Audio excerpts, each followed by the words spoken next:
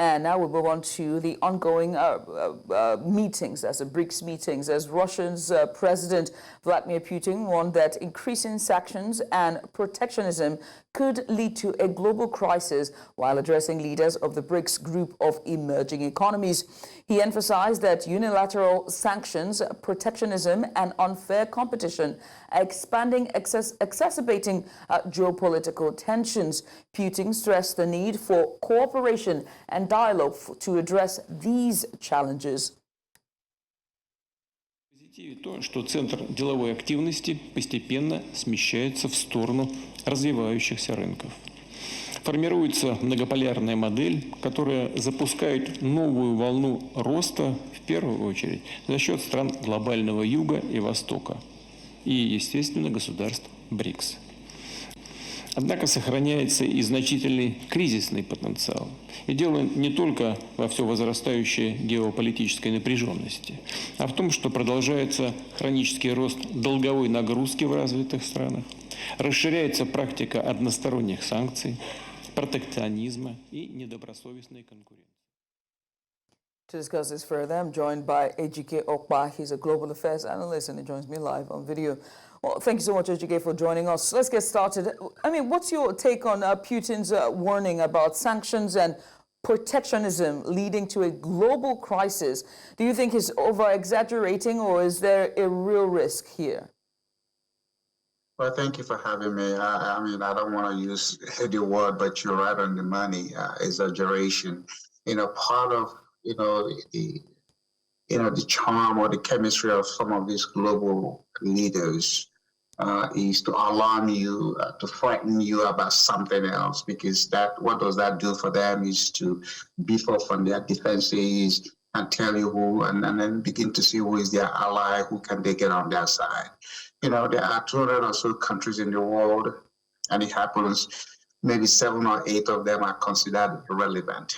And so all that Putin is trying to do, again, excuse my expression, Putin is behaving like a caged dog. Okay, he's barking, looking for attention. And then, of course, he's going to get it because he has the sort of people that have gone to Moscow to listen to what he has to say. I mean, he wasn't even a confident leader, because when this same BRICS Summit happened in South Africa, he was afraid to go there because he thought he could be arrested. So for him to feel the way he's feeling, he has to bring them to his own turf. And they are there listening to him. So whatever the BRIC people are doing, let them do it. We welcome competition, but he's not going to upset where the dollar is. Competition is what every nation has to do. Is the competition fair? Is the competition open? Here's what I always tell people. If you really want to make the world a better place, let all of us trade in one currency. As long as we have currency variations and we have devaluation factors, it's never going to be fair. If we want to be in a global village, let's eliminate all the currencies and we trade in one. And if that happens, guess what's going to happen? There will not be migration, because most people want to stay in the geography of their birth and to deal with life. It is this currency variation and devaluation that is make people now want to move, go where they think their life is going to be better. But nobody's moving to Russia. Nobody's going to trade with the BRICS. So, but it's a conversation that needs to be had. But it's not going to change anything. And how do you think, let's ask about the unilateral sanctions. How do you think the expanding sanctions and protectionism and unfair competition are exacerbating geopolitical tensions, as Putin mentioned? Well, I mean, if you're a student of economics, even if in their level 101, that's what the phrase used called the barrier to entry. What does barrier to entry? What does it do? What barrier to entry does is to eliminate competition. And then when that happens, what does it do to price? What does it do to manufacturing of goods? Just take the case of Nigeria. When did the colonial people came in? If you are from Rivers State, or what they call Ogogoro, Ogogoro has more alcohol potent than the gin, the golden gin they sold Nigeria. So they came over there and they said, oh, it's an illicit gin. And once you say illicit gin, they started marketing the brand. And then people abandoned what is local to them and they started doing, the foreign stuff. The two things you make money on is what? Product and service. So what they have always tried to do is to tell you what you have is inferior. I go back to my earlier statement to say, if we want to eliminate competition and the protectionism, let's collapse all the boundaries. No more passport, no more, no dollar, no yen, no euro, no nothing, just one currency. And guess what? The Western economy will collapse because people will not be migrating, going anywhere. So they create these barriers, they create this protectionism, and then that is barrier to entry. And when you have that barrier to entry, then what does it do? I want to go see what is on the side. The greener pasture. It's a human creation. And that's why people leave Nigeria to go anywhere or Africa to go anywhere, because they become the cheap level. And economies don't grow without level and the skilled level for that matter. And just lastly, when we're taking a look at the role of BRICS, what role do you think the BRICS group of emerging economies can play in promoting cooperation and dialogue to address these challenges?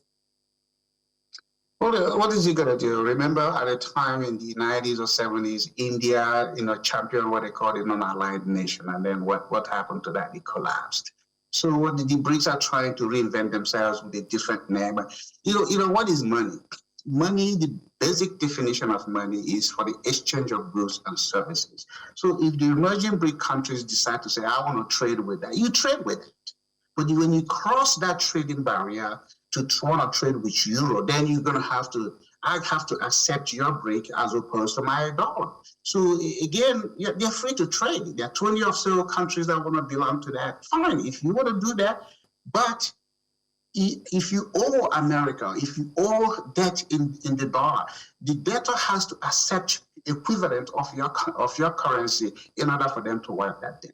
So again, they shouldn't be going to create all this stuff. Let us go to where we said, okay, if you're going to lend money to growing economies or poor countries, here are the terms and conditions.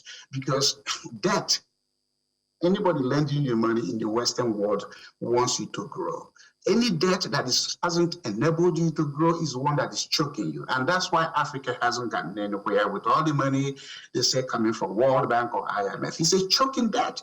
And Africans haven't addressed terms and conditions for this money they borrow. You have to address those. It doesn't matter whether you get it in BRICS or your pounds or euro. Africa needs to come down to say, hey, we want to trade in our own currency. You don't have to. You don't have to run after people.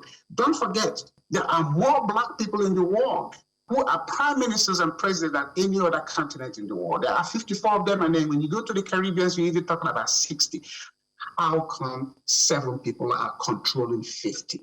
If you're on a soccer field and the other side is 7 and there are 54 of you, who's going to win that match?